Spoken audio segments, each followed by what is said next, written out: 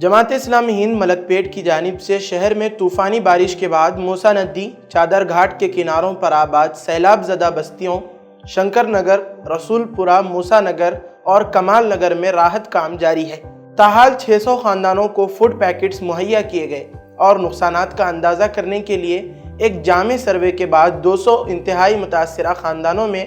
حصیر، شترنجی، blanket اور چادروں پر مشتمل بستر کٹس تقسیم کیے گئے۔ اس کام میں جماعت اسلامی ہند کی ذیلی تنظیم آئیڈیل ریلیف ونگ یعنی IRW اور یوتھ ویلفیئر آرگنائزیشن یعنی YWO کا تعاون بھی حاصل رہا۔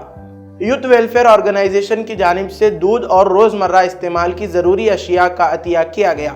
جن کی تقسیم بستر کٹس کے ساتھ ہی عمل میں لائی گئی۔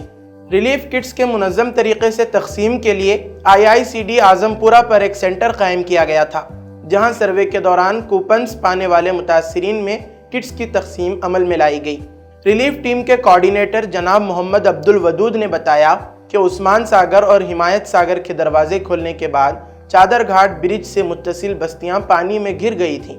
اور بہت سارے مکانات پانی میں محصور ہو جانے کی وجہ سے گھروں کا ساز و سامان، طلبہ کی کتابیں، کاپیاں، الیکٹرانک اشیاء، فریج، واشنگ مشین وغیرہ تباہ ہو گئے اور مکینوں کو بھاری نقصانات ہوئے ہیں۔ انہوں نے کہا کہ بعض دیگر تنظیمیں اور ملی ادارے بھی ریلیف ورک کر رہے ہیں، لیکن مزید اہل خیر حضرات کو آگے آنے کی ضرورت ہے۔